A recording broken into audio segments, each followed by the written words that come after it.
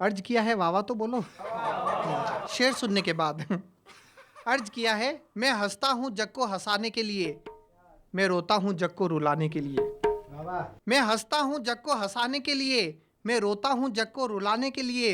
वैसे तैरना तो जानता हूं मगर फिर भी डूब रहा हूं जग को डुबाने के लिए। पानी देखकर प्यास लगती है, शादी देखकर आस बंधती है। पानी देखकर प्यास लगती है, शादी देखकर आस बंधती है। हम लोगों को कैसे समझाएं, हर सुंदर लड़की की माँ हमें सास लगती है। नारी की इज्जत बचाने का बस एक यही है अस्त्र, तन पर पहनो कम से कम वस्त्र। नारी की इज्जत बचाने का बस एक यही है अस्त्र, तन पर पहनो कम से कम वस्त्र। फिर पास नहीं आएगा कोई दुशासन जैसा, अरे जब चीर ही नहीं होगा तो चीर हरण के साथ। इस समय देश के हालात बहुत खराब हैं, चारों तरफ मंदी है, आर्थिक तंगी है, शेयर मार्केट टाइट है। मेरे एक दोस्त ने मुझसे पूछा, मैं शेयर मार्केट से 1 करोड़ रुपए कमाना चाहता हूँ, कोई तरीका बताओ। मैंने कहा अपने घर से 3 करोड़ रुपए लगाओ। 3 करोड़ रुपए लगाओगे तो 1 करोड़ रुपए हो जाएंगे। मंदी का असर सब जगह पड़ा है।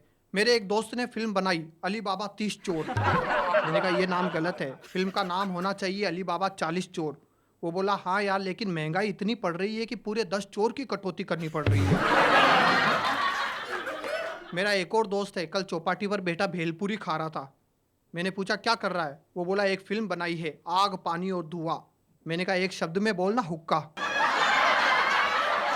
मंदी का असर सब जगह पड़ा। और अभी देखिए इतनी मंदी चल रही है, इतनी मंदी चल रही है कि अपना पैसा निकालने के लिए एटीएम मशीन में कार्ड डालो तो मशीन से आवाज आती, आगे जाओ बाबा। पहले लोग भरपेट खाते थे, आजकल प्लेट भर खाते हैं। इतनी महंगाई बढ़ गई है।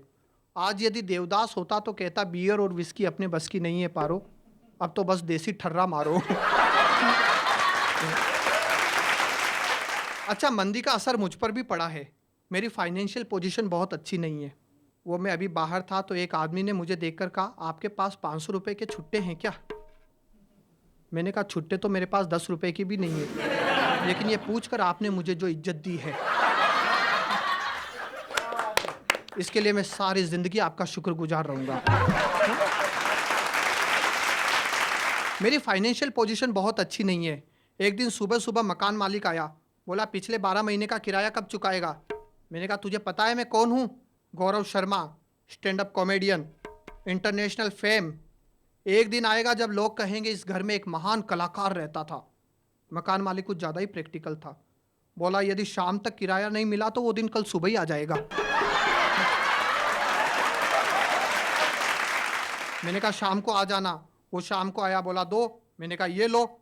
वो बोला ये तो केवल 500 रुपए हैं, किराया है पूरे 10,000 रुपए। मैंने कहा रख ले भैया, यदि पिछला दरवाजा नहीं बेचता तो इतना भी नहीं आता। तो मैं गरीबी से जूझ रहा हूं, मेरी फाइनेंशियल पोजीशन बहुत अच्छी नहीं है। मैंने अपने एक करोड़पति दोस्त से कहा यार ये पैसा कैसे आता है। वो बोला पैसा तो हाथ का मेल है। मैंने कहा पैसा हाथ का मेल है तो फिर ये मेल तेरे हाथ में क्यों चढ़ता है, मेरे हाथ में क्यों नहीं चढ़ता। वो बोला ऐसा करो एक उल्लू पकड़ लाओ। मैंने कहा क्यों। वो बोला लक्ष्मी की सवारी उल्लू है, उल्लू पकड़ लाओगे तो पीछे पीछे लक्ष्मी भी आ जाएगी। मैं एक उल्लू पकड़ लाया, लेकिन घर वालों ने उड़ा दिया। बोले बेटा तेरे होते हुए इसकी क्या जरूरत है, घर में एक ही काफ़ी है। मैंने अपने दोस्त से कहा यह तरकीब काम नहीं आई। उसने दूसरी तरकीब सुझाई, ऐसा करो दिवाली के दिन रात को 12 बजे अपने घर के दरवाजे खुले रखो। मैंने कहा क्या होगा। वो बोला दिवाली के दिन रात को 12 बजे घर में लक्ष्मी आती है। मैंने कहा ठीक है मैं अपने घर के दरवाजे खुले रखूंगा, लेकिन तुम भी अपने घर के दरवाजे खुले रखना। वो बोला मैं क्यों खुले रखूं, मेरे घर में तो लक्ष्मी है। मैंने कहा वो तो मैं भी जानता हूं, पर जब तेरे घर से निकलेगी तभी तो मेरे घर में आएगी। खैर मैंने दिवाली के दिन रात को 12 बजे अपने घर के दरवाजे खुले रखे। ठीक 12 बजे किसी ने दरवाजा खटखटाया। मैं बाहर आया और देखकर घबराया, एक काली कलूटी औरत खड़ी मुस्कुरा रही। मैंने कहा कौन हो तुम। वो बोली वही जिसका तुम इंतजार कर रहे हो, लक्ष्मी। मैंने कहा मैंने कैलेंडर में लक्ष्मी जी की तस्वीर देखी है, वो तो बहुत गोरी होती है, तुम तो काली हो। वो बोली ब्लैक मनी।